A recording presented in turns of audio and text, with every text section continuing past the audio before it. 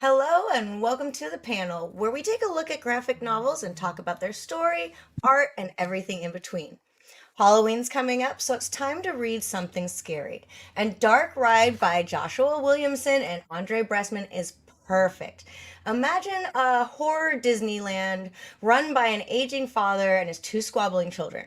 Sounds like family fun until deaths start happening in the park. Dun dun dun. So grab your security blanket and keep the lights on while we find out what's really going on.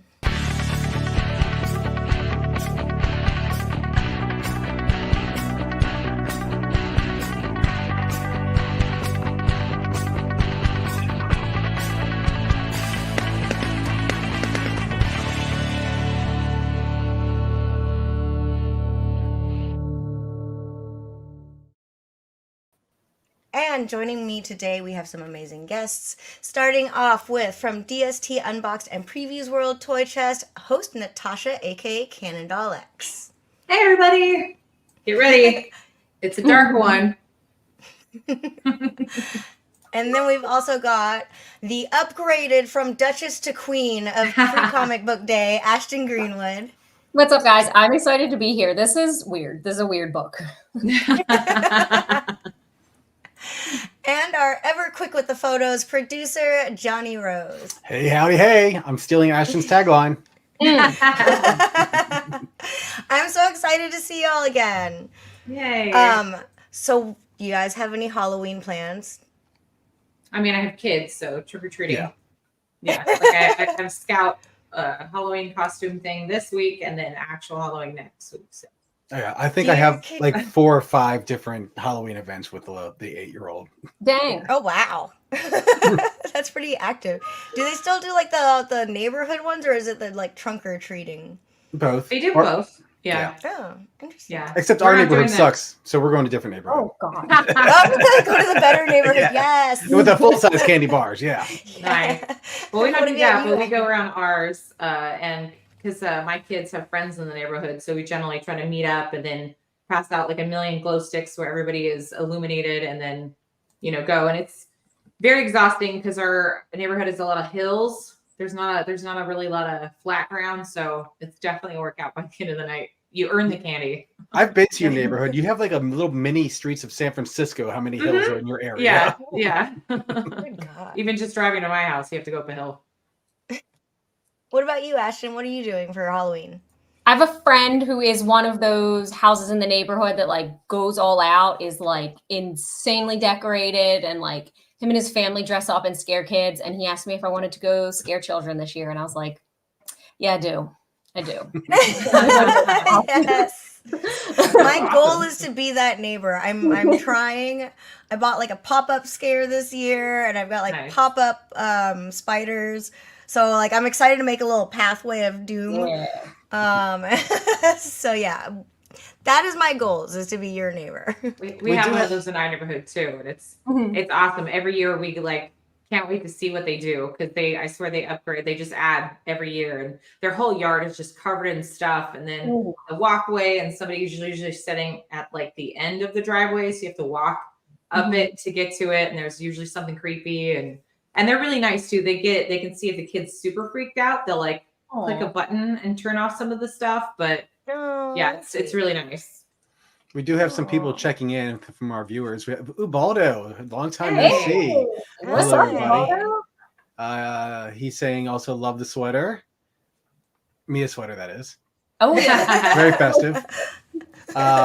Brian Spencer Cosplay also saying cute sweater. So Oh, we have that. yay. And Ubaldo saying awesome, the team is back. Well, thank you for having Yay. us. It's good to be back. And as usual, panel style, we generally start the new season around Halloween. So we have spooky book to talk about. Yes. Yeah, definitely. And let's get started on that. So Yes. let's go into a summary of the plot.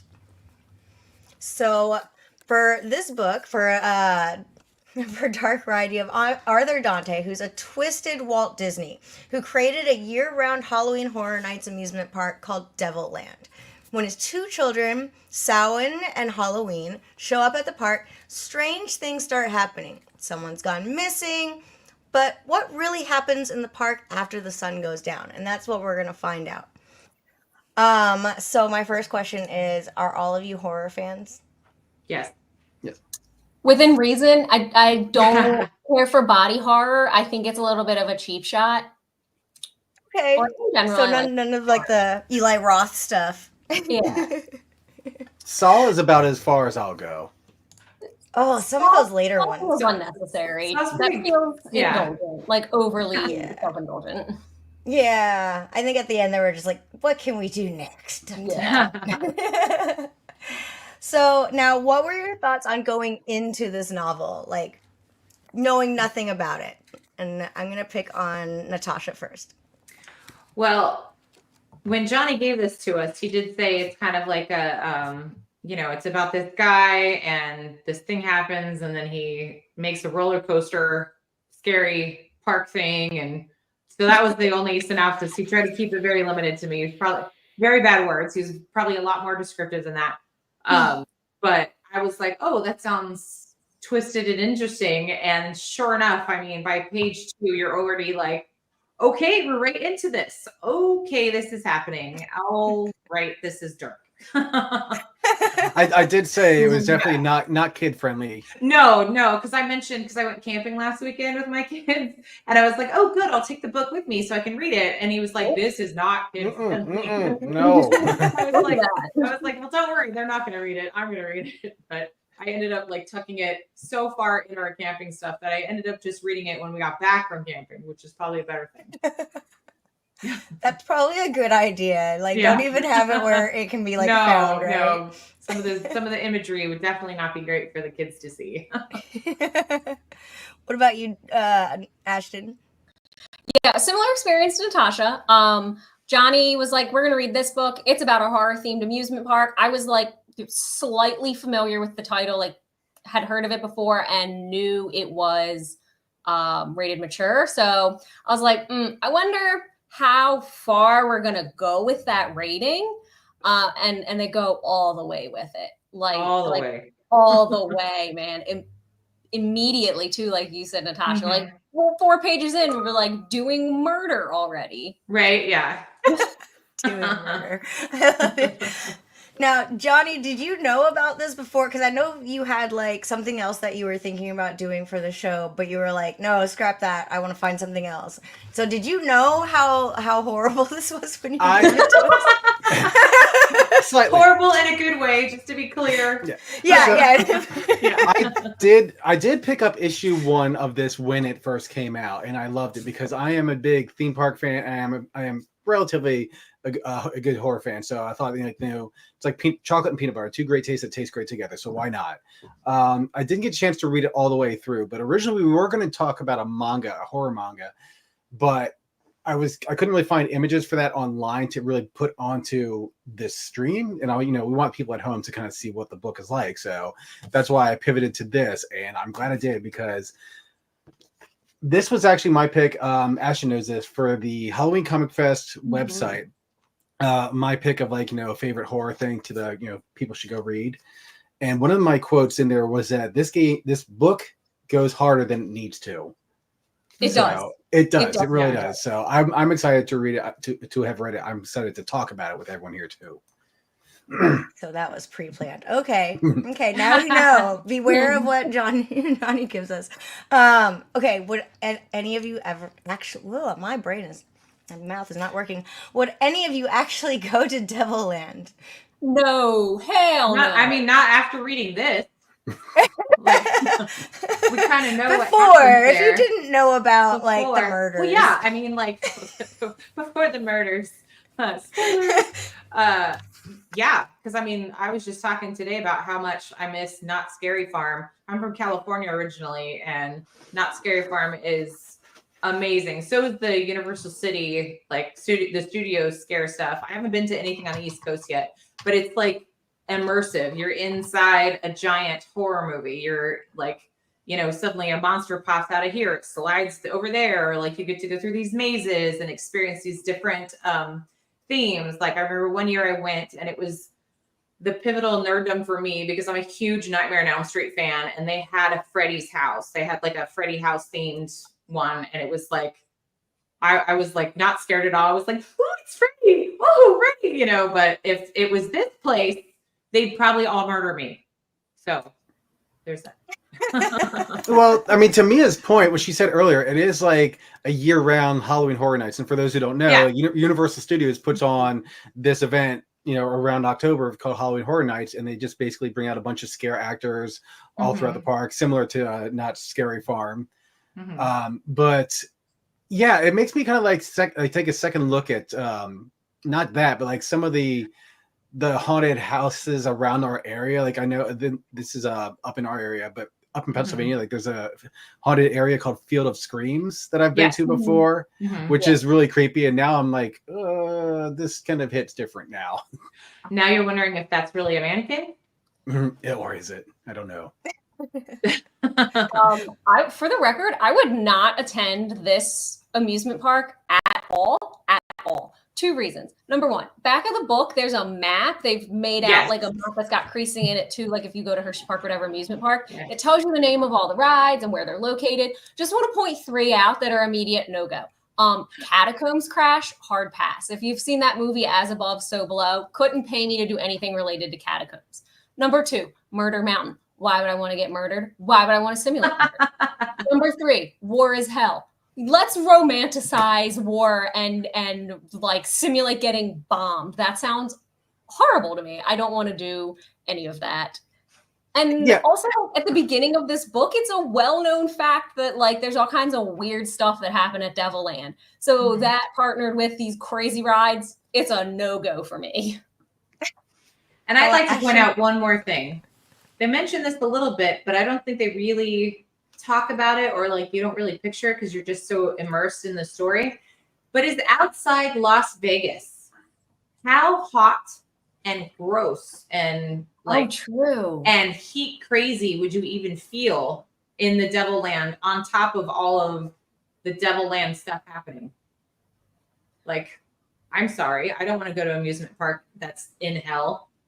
It's just that's the point, right? It's just good theming. Yeah. So Ashton's the only one of us that would actually survive. She'd be the smart person in the horror movie that's like, I'm not going. Yeah.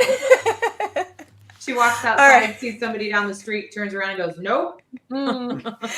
Oh, man, we're all doomed. But let's go into talking about why we're doomed by digging into the story.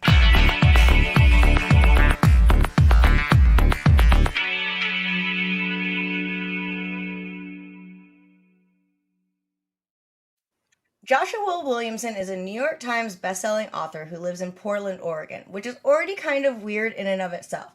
And he's written for nearly every comic book publisher, but is known for his long-lasting run on The Flash. But he's also written for Image Comics, including Nailbiter, Birthright, Ghosted, and Dark Ride. And now he's writing Superman and G.I. Joe. All right.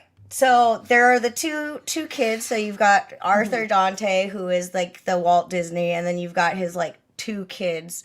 And you got Samhain, which is the Gaelic word for Halloween. You got Halloween. Which one do you like better? Let's go, Johnny. Yeah. Sorry. I like first of all, learned that it's not pronounced Samhain, Samhain. Learn something new by reading this book. But I ended up liking him the most, but it was really his character kind of came off as what I thought was going to be like one of these like corporate a-holes. It was like he's young and he's had everything handed to him, and he's not going to be very friendly. I thought he was going to tie into that stereotypical like jock who tries to be like friendly to the nerdy guy and then publicly embarrasses him. Like I thought that was what was going to happen here in this scene with Owen.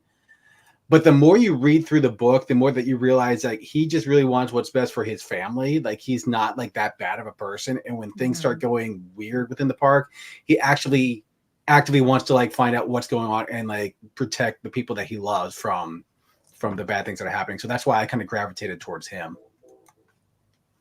All right. What about you, Natasha? Same. And also his parent. So like there's some connection there. And you can see like he's just a guy that really wants to he's really looking for validation from his dad, really, despite everything that his dad clearly puts him through, has put him through, everything else that the media puts him through. Like he just wants, like he wants to be successful in his dad's eyes. Like he says, the park, he's got to do the park, did this, you know, that, and stuff like that. But at the end of the day, like that's really what he's searching for. Is he's just searching for that validation, and you know, and he's also just trying to also do right by his daughter and just the family in general, like keeping the legacy and stuff like that. And while the sister is not like that. What about you, Ashton? I thought they both kind of sucked, to be perfectly honest. Ashton coming in strong. To Natasha's point, Sam is more involved. He's more interested in the health and success of the park and the validation from his father. I think the daddy issues are rampant in both of them. But I think the thing that kind of made Sam problematic to me is he's just as self-involved as Halloween is. It's just manifesting differently. So for Halloween, like that manifests as being a porn star and being like traditionally famous and Hollywood famous and doing things that matter to her. And for him, it manifests as being incredibly successful at the park and being the head honcho. And that happens and it comes at the detriment of his family life and how involved he is with his own child and his ex-wife. So I think, yeah, he's the better of the two, but they're both messy. They're both problematic. No, that's fair. That's true. But Am me I the did only say one pick that one. liked Halloween? I feel like I'm the only one that liked Halloween. Like like I feel like if she took over the park, it would just kind of like step that thing up like way too much. I disagree. I feel like it would implode in a month. That is true too.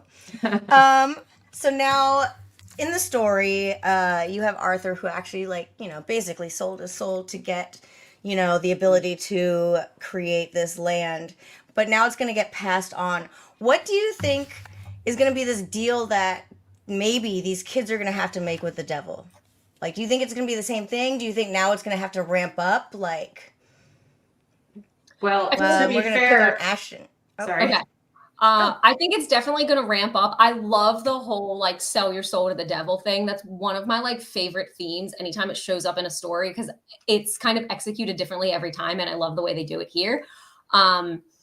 And the whole thing with like selling your soul to the devil for success is the devil always comes to collect. And you kind of see that starting to happen in this book. And so when Arthur inevitably passes and then passes his dynasty onto whatever kid, like the whole thing is the devil's going to want to collect, which means he's going to want to up the ante because he's already collected on whatever Arthur owes him. So the kids are going to owe him something different and it's going to be more. Like it just becomes this snowballing thing.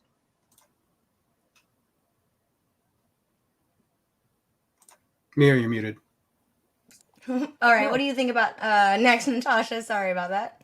Well, I feel like the devil's already trying to gear towards Sam a little bit because, he got his daughter to cut herself up.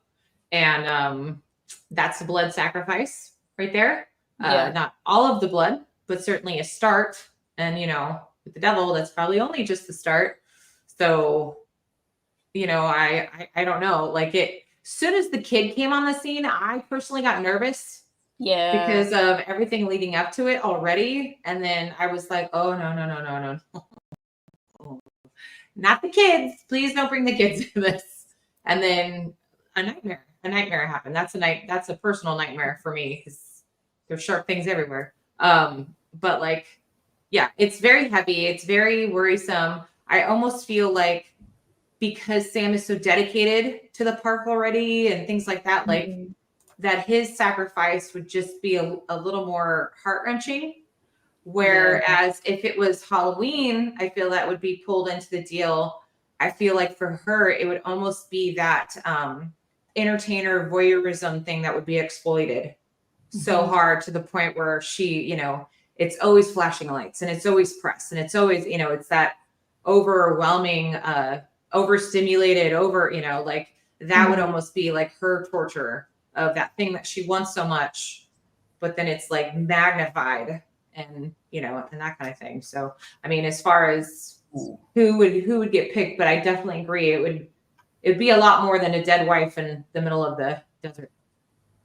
So That's a Valid. great thought, Natasha. I love that. That like whether it's Sam or Halloween, whatever their particular thing is, it's good. Like that, it's going to be a hell of their own making. I think that's a great idea. That like they get what they want, but but it's it's what you want, but also not what you want in a really terrible way. That's so smart.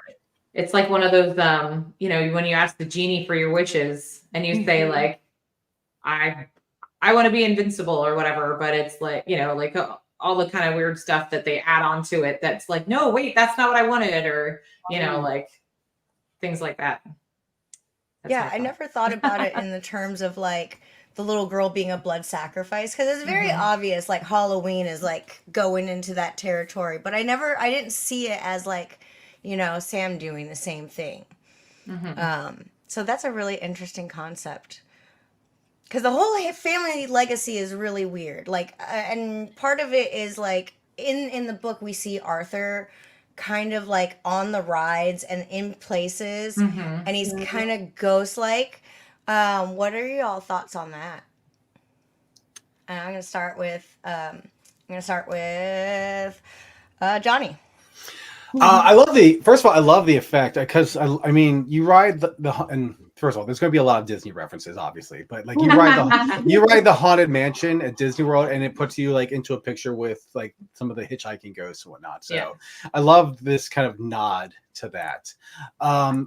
It is creepy because like right after this says that the family who was in this photo died in a car wreck on the way home or whatever. So, I mean, my thought the whole time is that Arthur Dante has been basically collecting souls for the devil, which he has made the deal with. So I don't know how, like, what the ultimate goal is. If there's like, again, really just around Arthur, or is it going to be passed on to the kids? Like, I'm not sure. I don't know which way it's going to go, but that's why it's hard for me to kind of decide. But I don't know if there's anything specific about this. I think it's just an interested nod to the theme parks in real life. That's an interesting idea.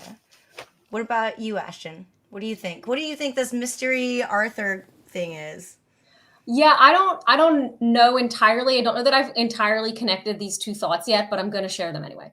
Which is, I think there's something going on between the fact that he shows up in the park as like this ghostly figure and is almost like haunting his own park, despite not being dead, and the multiple references to the fact that he's incredibly old. Theo, the YouTuber, mentions at one point that he's pushing 100. They never really show you his like corporeal form, his physical body.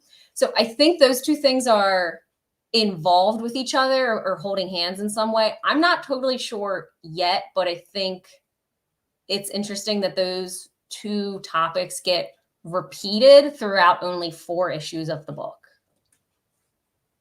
That's a good point. Good point. Natasha? I agree. And I believe that Arthur is not really Arthur and that he died some time ago, but they're still keeping his body and essence and kind of whatever going to keep feeding the devil these souls and to keep feeding this and to keep feeding this manipulation of the children of Arthur so he can keep that machine moving. That's my thought. Yeah, I had that same thought that like he was dead. He's been dead. Like this is like zombie Arthur or something, Yeah. Like very Bates Motel kind of thing. Oh, there you go. I didn't even think about it that way. Because he's always like, except for one scene, I think we do see him touching a machine or whatever. But again, look at the mascots, which aren't always filled with people. We find out. So who knows who's actually in the body? That's my thought. Or the devil's just keeping him alive for a long time. So again, he can still continue the manipulation, the machine to run.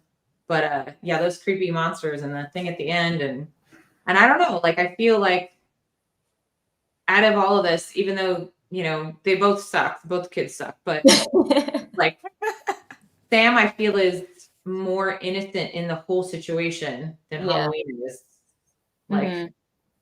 there's a reason Daddy keeps doing whatever she wants or whatever, because she's doing whatever Daddy wants. That sounded weird. Like killing right.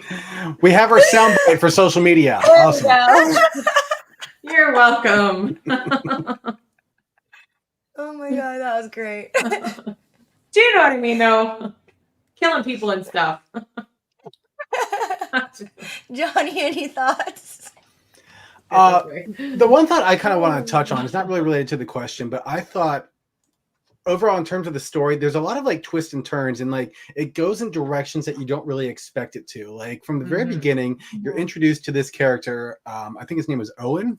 He's like a super fan. He's like knows all about the parks. He's like, oh, you know, this was originally behind Cannibal Cafe, but they moved 1990. They moved it because people kept finding whatever. So I love that because, you know, there is like a slew of people out there who just love theme parks and will like tell you like every single little, you know, detail about them, and like this was built here and this was built there and this person designed this ride. But I really got attached to him, which I guess I shouldn't have, because because he pulls a full-on Janet Leigh from Psycho and is there for the first part of it, but then dies. Spoilers, sorry. And the story just kind of goes in a separate way, and everything else is kind of like that. I mean, his death is really just kind of the impetus, the jumping off point for the rest of the story, like what's actually going to happen. And then it shifts over into Sam and Halloween. So I really like that. And I think there's a bunch of other twists and turns that kind of like you think it's going to go one way and it actually like kind of goes a different way. Yeah, no, I thought he was going to be the main character in the beginning. I was like, oh, okay, here's this like Owen kid. This is just like me. Like I'd be this guy. Oh God, no. Because I don't think I was expecting, like, you know, when he kind of goes into the ride and then how they find him. I feel we're like two different things. Yeah. Like, did anyone have any thoughts on, like, kind of how he was offed? Yeah, I mean, for me, when I was reading it, so you didn't ask. No, I was hoping someone was going to jump in. Go for it. When I was reading it and it got to the point, and oh, look, I opened right to him walking in. Doesn't this give you very Beetlejuice vibes too, by the way? Yes. Oh, yeah. And I was like looking at it, I was like, okay, I was like, whoa, it's jumping right to parents' death, and then this, and then, you know, all of a sudden, you know, he's whatever happens, and then you're just like, oh, okay, wait, huh? If he did that, like, huh?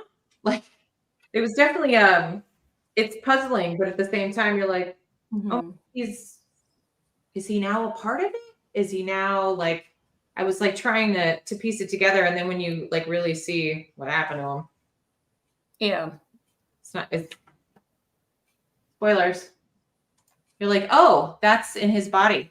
That looks good. That's yeah. fun. I was like, he's getting ripped apart. Okay, cool. And then you see like the imagery and the drawings, and you're like, oh my God, this is how. So they make the little sacrifice, and then Arthur is granted inspiration. Like, right. Oof, it's just a direct connect right there. All right, cool. Definitely also seemed like there's some element of like the alluring nature of horror, and maybe like being seduced by the dark side. Sorry for the Star Wars reference. But don't ever be sorry for a Star Wars reference. Never.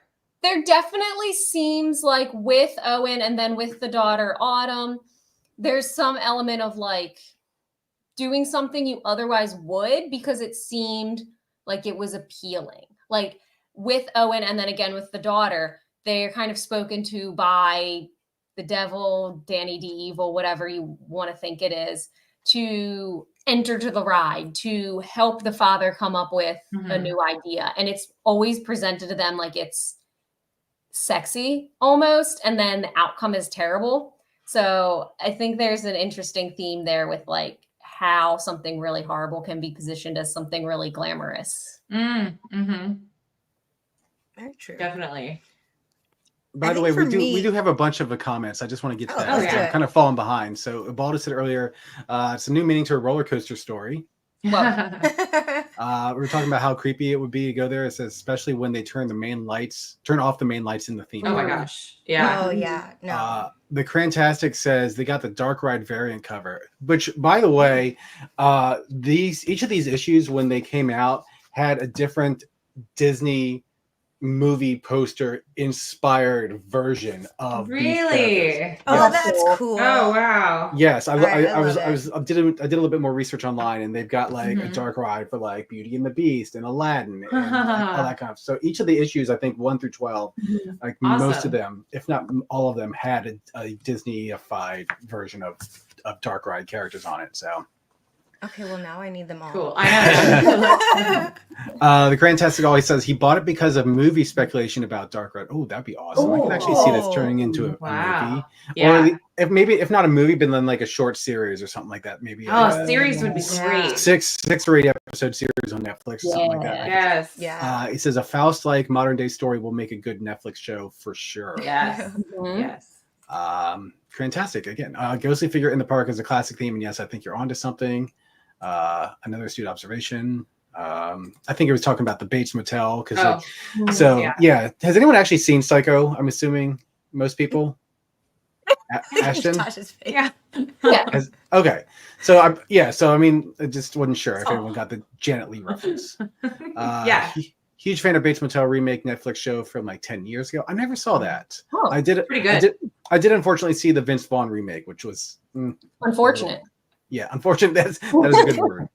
I got to take a picture in front of the house, and Nice. I'm on the stoop of the motel. Universal Studios. Yeah, during the haunted nights thing, my friend took me before I left from California, and we got to like the tour took you like on the little cement pathway in front of all the rooms, Nice. and I was of course nerding out. They're like, "Ma'am, you have to go." but I live here now. Yeah. Nothing. That's it for comments. I just wanted to get us caught up. Yeah. Yeah. So for me, one of the things that I found shocking was the way that they found him. Like it looks like a suicide, right? So it's just kind of like, is this how they're like disguising all the things? And it's like car accidents, and now I'm just like, is every accident at a park like some like cover? Well, that's what they're definitely implying too. Like, Yeah. oh, these people, they make it. Well, I'm not going to say that this theory stuff because Disney. But you know, they make it to where it looks like nothing happened in the park, but it's just outside the park that this happened, or Oh yeah, just no, I know over what you're talking here. about. Yeah. You know, on which part of the land counts as the park versus not the park, and Mhm. you know, and all that kind of. And then it just makes me think like a lot of the stuff when you're like, after I read this, I kind of went back through and I was like looking at when they're going through some of these rides and just walking around the park and stuff like that. Like, I'm wondering, is that a statue? Is that animatronics? Is that an actual person? Like, Or is it both? super, yeah, or is it both? Yeah, I think you're onto something there too. And that's kind of like the deal with the mascots that they start to kind of set up at the very end. Mm-hmm. Is like, to anyone who knows too much or is problematic or might create controversy for the park is just Mhm. like, Hey, guess what? Now you're part of it. gotten rid of. Exactly. Yeah. So I think maybe the YouTuber's next. Who's I'm already- kind of like hoping that maybe the YouTuber goes because he's super annoying. Oh, We he's read to totally the end. in that costume. Yeah. Oh yeah, he did. Sorry, I completely Yeah. forgot about that. Yeah, holy crap. Okay, yeah. So That's all. yes, I forgot about that. He did. Covering up the Very bottom part. good.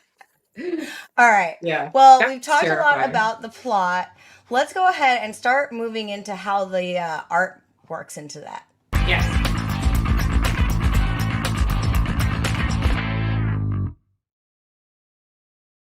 So Andre Bressman is a Brazilian artist and creator of Birthright and Dark Ride.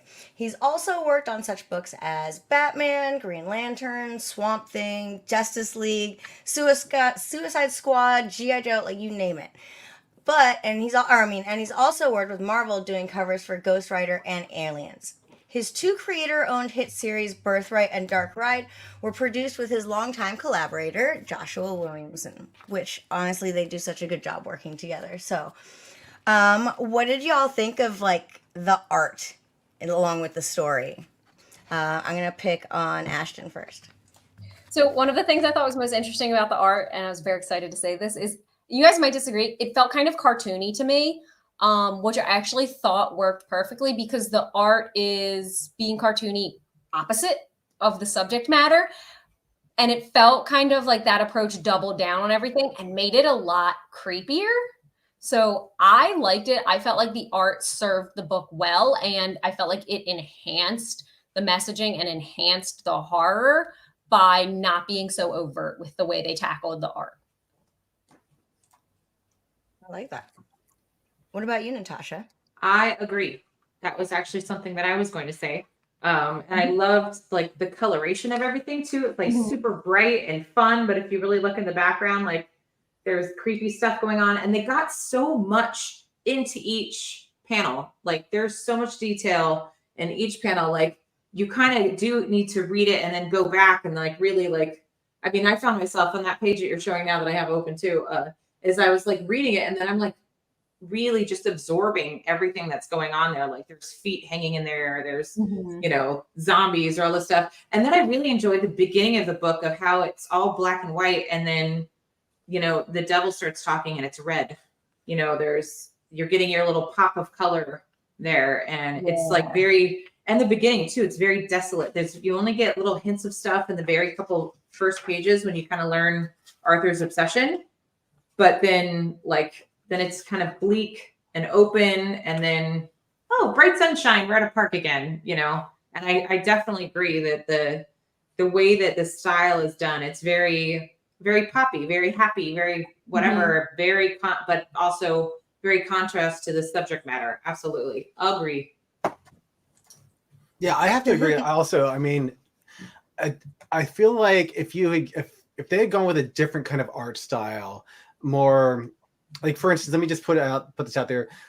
Chilling Adventures of Sabrina. It's not as graphic. Like the lines are not as like thick with like the outlines of the characters, and like to Ashton's point, this isn't as cartoony as like that would be.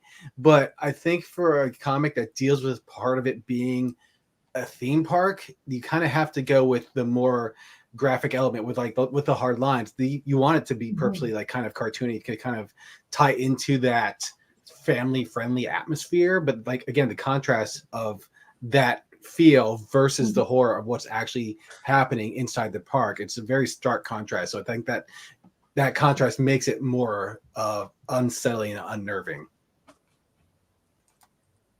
Yeah, I think if you had like rough lines, kind of like on like Preacher, right? I think it would be too much overkill. I feel like this has got that like Five Nights of Freddy kind of feel to it. Oh yeah. Where it's kind of like, oh, this might be a kid's thing. Oh no, it's not Just at all. kidding. It's definitely not.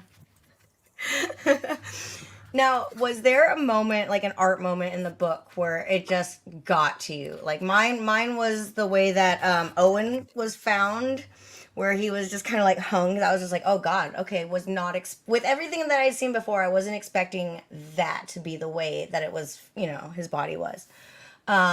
What about you guys? Did anyone have like a specific moment in the book where the art just got to you? Ashton is nodding, so yeah. Oh yeah, and it kind of goes hand in hand with what you said. When Summer has that like feels like Owen is talking to her, and then has that vision of him, the way he looks when she sees him, and the no arms, and the like protruding entrails, and the whole thing, I was like, ugh, and it's a full page. I was like, ugh, it's so detailed. I don't like this. It definitely was one of those pieces of art that like immediately like got my hackles up. Like I had a physical reaction to seeing that. What about you, Johnny? Oh, it's so hard for me to like pick because I mean, like to Ashton's point, like the splash pages that they utilized are really, really well done. I like this piece of art when Mhm. all of the mascots from across the park, or all like the character actors, whatever you want to call them, are kind of bowing down before Sam, like he's like their god, or they're worshiping him, whatever. Mhm. I'm trying to find another piece of art here. I think a lot of like the big pieces of art where it's taking the whole page is like I said, the splash page is this part where it's like underground, like Mhm. the demonic like lava flowing down Yeah. there. And there is one particular piece of art, and I'm sure Natasha will know which one I'm talking about, but and I'm not going to show it, but it's just when something happens to the daughter, Yeah. what that kind of, I mean, as a father, and I'm sure Natasha could say as a mother, it's like that kind of feeling, like when you see something happening to a kid, like a little kid, Yeah. even though it's like a graphic novel, it's not real, but just like the thought of something like that, Mhm. just it was a visceral reaction. It's like, oh, this is actually making me a little bit more uneasy than I expected to be reading this book. And that's why I said at the beginning that this book goes a little harder than it was necessary for it to. But that's the part where it really made me realize, like, oh, there's bad things at work here. I almost Oh, closed the book and stopped reading Oh, yeah. at that part. Yeah. Yeah. Like yeah. I have a little about that size, and I hit a little too close, but I'm going to change subject. So a lot of those images are all horrible for me, but the one that really made me, besides the parent uncomfortable, just grossed out uncomfortable and knowing what was about to happen, was this one. Yeah. Yes. That. Mhm. Ah, That the and Yeah, teeth now that y'all helmet. reminded me of that. Yeah. that, and then just the munch. I just could imagine the sound, and Yeah, spoilers. I can't stand hearing people eat anyway. Let it alone to this magnitude, and the fact that where this was going, I was like, Yeah. and I was like, okay, but I could feel I'm almost at the end of the book here. I'm gonna keep going. Yeah, and Yeah, no, yeah, that was an intense one. that one for me like made me nauseous. So good job. Yeah, I don't even know how I forgot about that whole part of the book until you Yeah. mentioned that. Because the Yeah. thing with the teeth, oh no, it's like a Yeah. giant tapeworm or something. And the fact I that you don't just know. add the little munch, just like a little bit here, and then munch, like munch, munch, like thank you. Like it's still you're reading the dialogue and then just hearing the munch. It's just like a chainsaw of teeth, is what I imagine that sounds like. Yeah. Mhm. Yeah. Terrible. But by the way, Ashton Troy would have hated that image, because I'm sure that looks like that lamprey fish that he's always like, definitely afraid of. I thought that Ugh. same exact thing when I got to that page. I was like, good thing Troy's not around for this one, because that would be Oh no. Oh god, Yeah. that is horrifying. All right. Yeah. Let's go and talk about kind of our overall final thoughts on the book. What do you think? And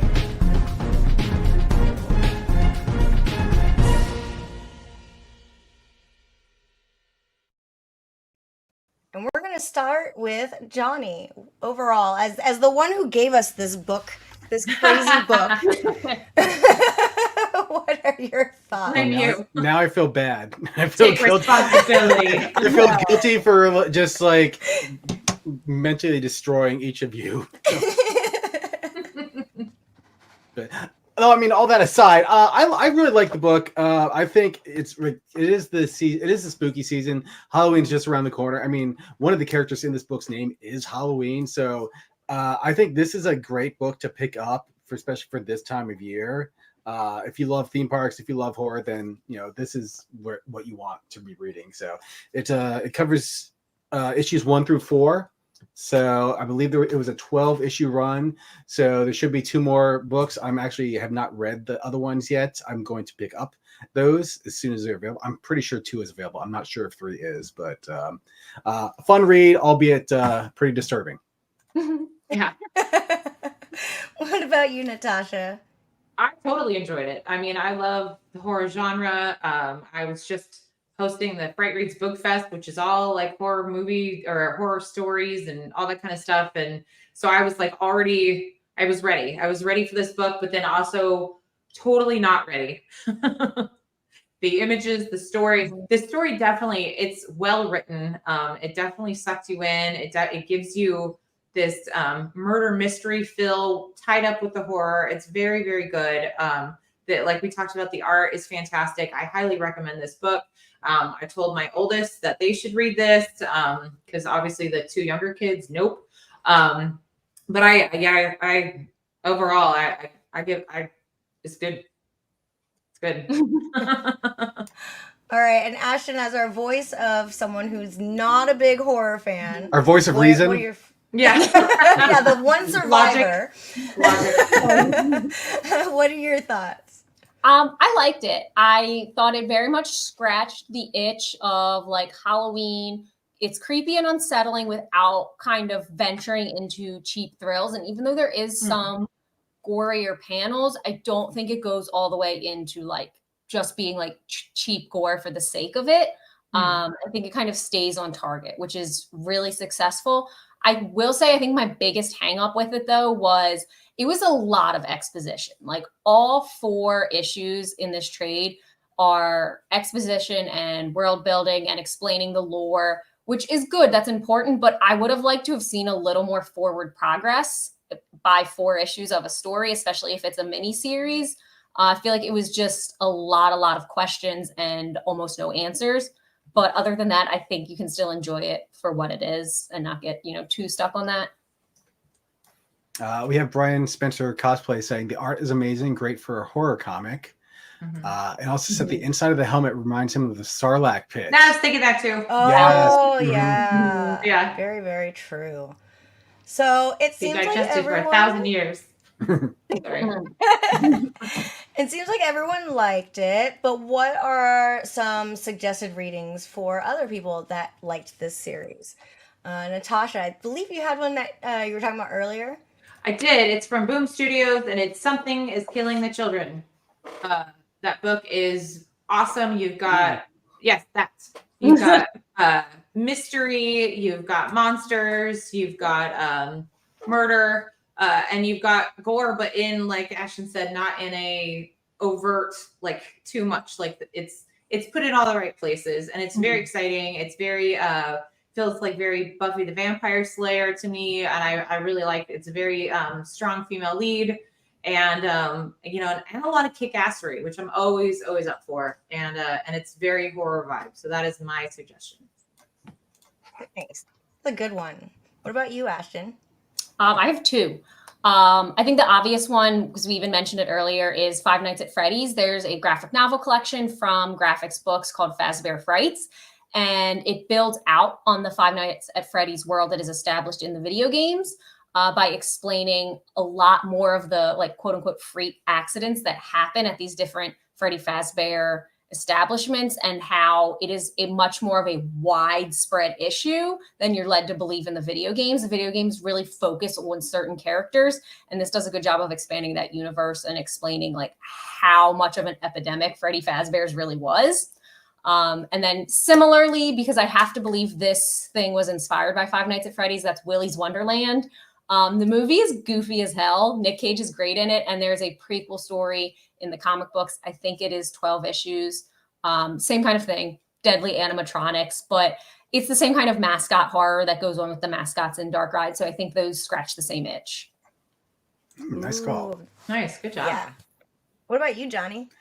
Well, Natasha took one of my ideas, which was Something is Killing the Children. So there's that.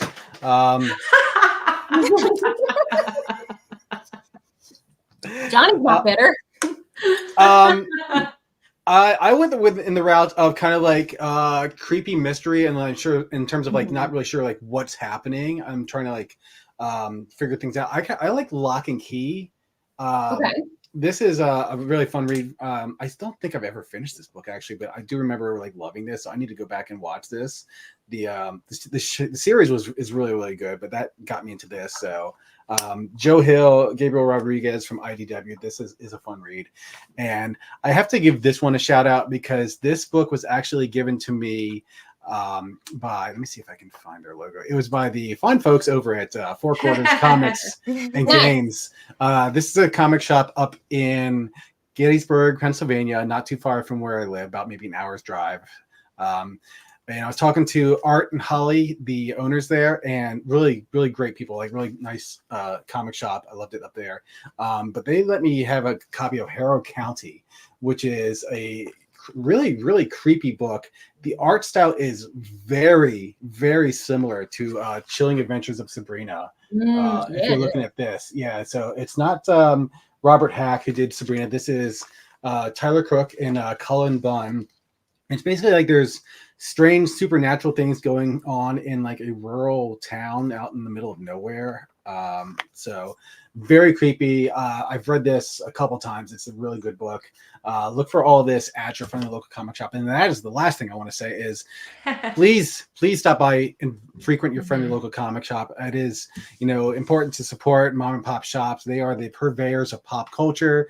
They let us know on like all things cool, like what's good to read. If you need a recommendation, go in there and tell them what you like. Say, if I like, Dark Ride, what can you recommend that's in the realm of that?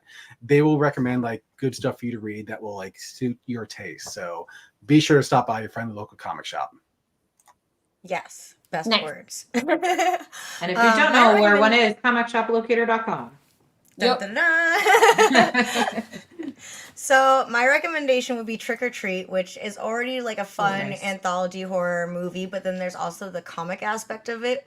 And it's also really cool because in the intro, it's like a comic book. It's how it's like introed. It's kind of cool.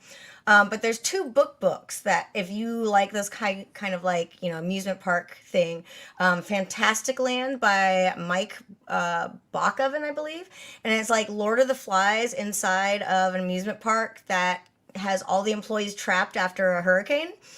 And then you have Hide by Kirsten White, and that's kind of like a Hunger Games kind of competition set inside of an amusement park. So those would be mine. So there's lots of stuff for people to read. Go to your local comic book shop, grab those comics. It was so good to talk with you guys. You too. I'm so sad it's over. And we're back. We're We are back. A whole new season. I'm excited. Yay. It was too much of too long. So thank y'all for joining me. I had so much fun. And this is my reminder to everyone watching to pick up Dark Ride at your friendly local comic shop, and to find a comic shop near you, like Natasha said, simply head on over to comicshoplocator.com. And guests, do you have anything that you'd like to plug before we go?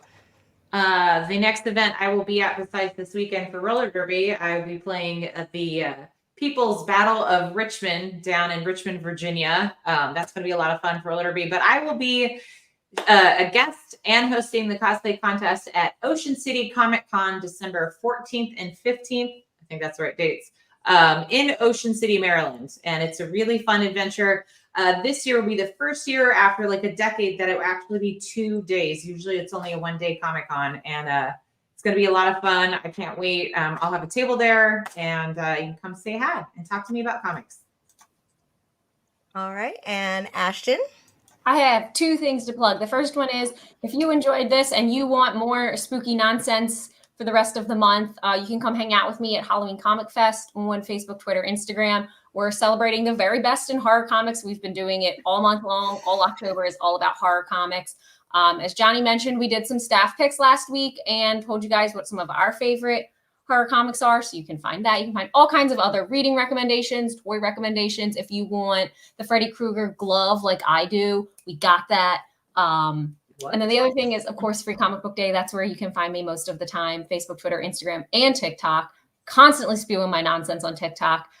You can find me there. And as just like a teaser, I guess, next month, middle of November, we'll be announcing the lineup of the Free Comic Book Day books for 2025. So you're definitely going to want to see that. Ooh, awesome. Can't wait I love Free Comic Book Day. It's my favorite. Me too. It's one of the best So much holidays of fun. the year. Yeah, it really is. And Johnny, do you have anything you want to plug? You can find me like hiding here in my basement creating video content for Free Comic Book Day and Halloween Comic Fest and Previews World. Yeah, we're just excited. Like we're going to be bringing the panel back, so we'll be doing these panel shows once a month. So if you have a comic book selection or a graphic novel suggestion that you'd like us to talk about, please comment in the comments, or let us know in the comments. Let us know in the comments what graphic novel you'd like us to discuss, and maybe we can use that as a suggestion for a future episode of the panel. Oh wait, Mia, I think I took your line. That's okay. I was gonna go with it. I was like, he's got it. All right. We're just all so excited to see each other. Right. I know. All right. Well, thanks again, guys.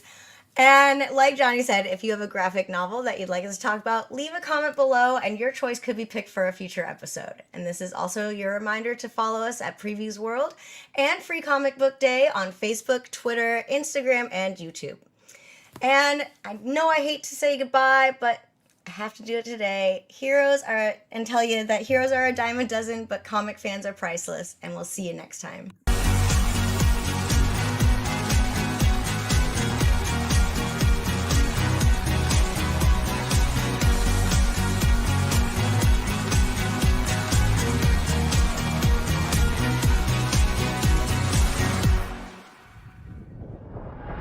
Do you have a suggestion for a graphic novel that you'd like to see discussed on the panel? Leave us a comment and your choice could be picked for a future episode.